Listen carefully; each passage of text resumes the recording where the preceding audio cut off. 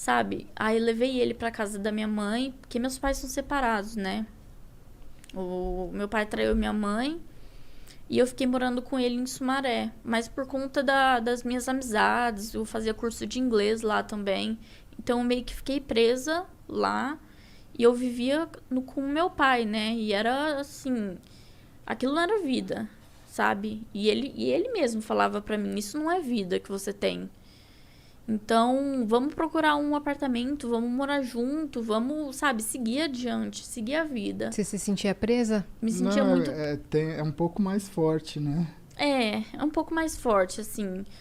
Era um relacionamento meio que abusivo, né? Assim, entre pai e filho, era abusivo, né? Era muito abusivo.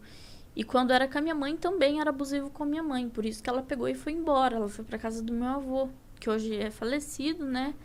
Tem uns 2 meses. E ela mora lá no interior, mas ela tá ficando aqui em casa, né, com a gente. E aí, parte que eu parei?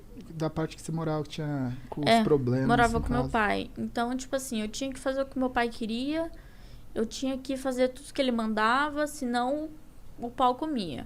Aí ele gritava comigo, falava, mas você tá morando na minha casa, você tem que fazer o que eu mando, sabe? E aí apanhava, e aí ficava sem computador, aí eu não podia jogar, porque eu comecei a jogar com 9 anos de idade, né?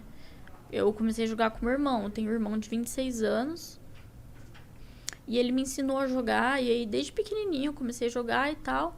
E foi uma coisa também que me conectou a ele, foi os eventos de jogos, que a gente sempre ia e tal, e a gente se trombava.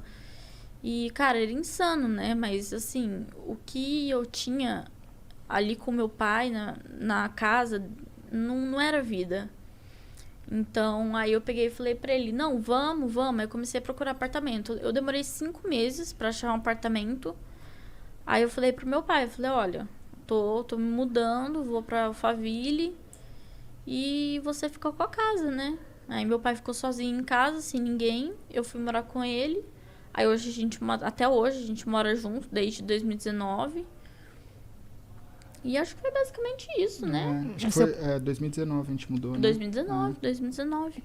Qual foi a reação do seu pai com a sua saída? Ele ficou bastante triste, mas assim... Era... Não tinha comparação, assim, a tristeza dele com a minha. Sabe? O que eu sentia e o que ele sentia.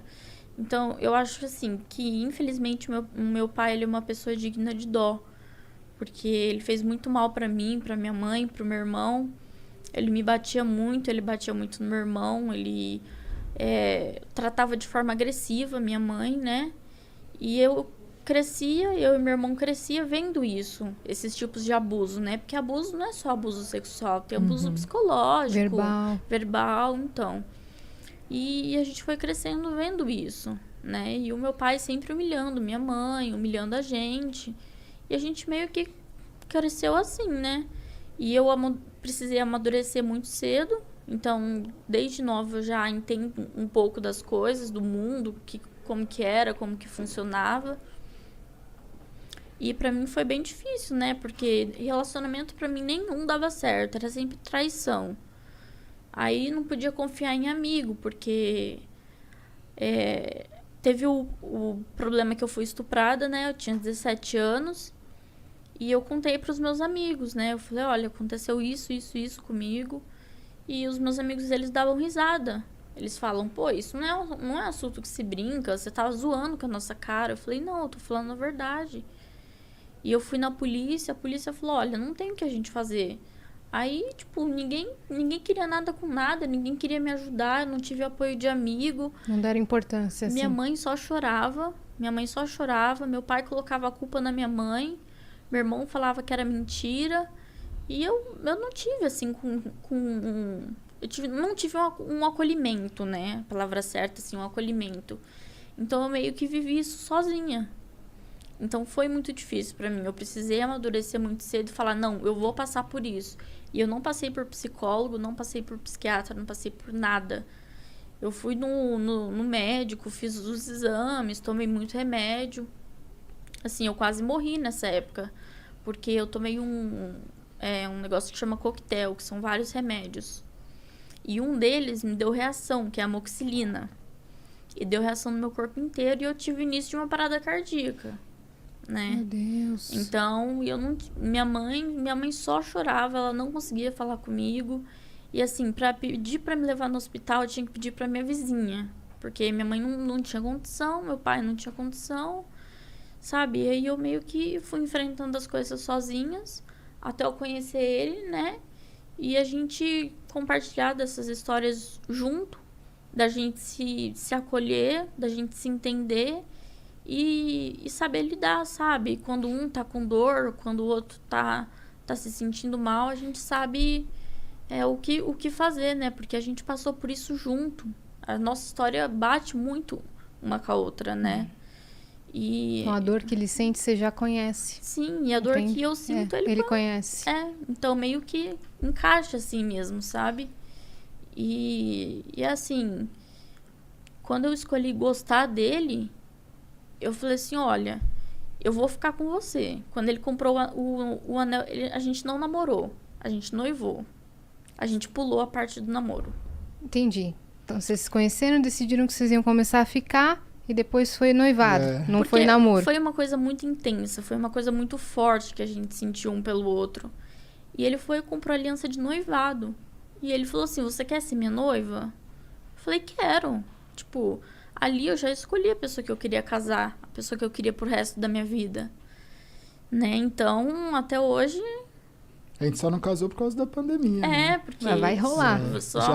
Só que... E aí eu acho que o começo também, esse começo que a gente decidiu ficar junto e enfrentar, assim, também foi uma coisa que muita gente hoje tem como algo leve, mas nunca foi nada leve, né? Porque o começo foi muito duro, assim, porque tudo que a gente postava junto, né? Tudo que a gente fazia, todos os lugares, cara, era, putz, nossa, bonita sua filha, nossa, bonita sua neta, e ela também. E aí eu falava assim, cara, as pessoas, elas não entendem que, às vezes, eu não consigo, por exemplo, eu demorei muito tempo da minha vida para entender que relacionamentos que eu tive no passado, eles tiveram problema porque a pessoa que tinha uma idade próxima a mim ou um pouco mais velha me remetia a problemas que eu tive com a minha mãe. Então, às vezes eu estava me relacionando com alguém que tinha uma aparência ou tinha uma maturidade um pouco mais velha e, mano, aquilo me deixava mal, sabe?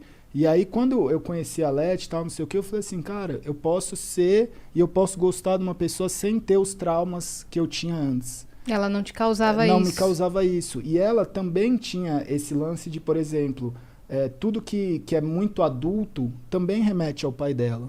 E eu sou uma pessoa que, apesar de eu ser velha, eu tenho a minha vida, ela é super jovem. Eu relaciono com jovens, eu tô todo dia com jovens, meus amigos são jovens. Você tem a aparência jovem? Então, é uma coisa que, tipo, eu olho e falo assim, mano, eu olho uma pessoa da minha idade e falo, mano, eu não sou igual a essa pessoa. Eu tenho uma outra, sabe? Eu tenho uma outra forma de levar a vida.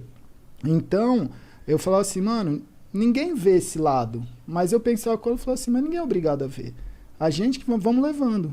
Essa galera que veio pra cima de vocês, assim, durou muito tempo, demorou muito tempo pra aceitarem? Como é que foi? Cara, como é que isso foi se transformando, assim? Então, no começo ela teve muito problema, porque falavam, nossa, ela é interesseira, e por que uma pessoa dessa estaria assim com você? E porque, eu acho que no começo teve muitas, assim, a gente teve que quebrar muitas barreiras, até porque imagina que foi criada uma comunidade, né, a tribo. E aí eu tô ali, sou uma pessoa que tá à frente disso tudo. E aí eu deixei muito espaço das pessoas interferirem e falarem, querer achar o que seria bom ou não para mim, o que seria o modelo ideal ou não. E aí eu acho que até eu conseguir, primeiro, digerir as coisas de por que eu decidi, por que eu estava buscando isso, e encarar isso, e colocar esses limites, foi um período de aprendizado. Porque não é fácil.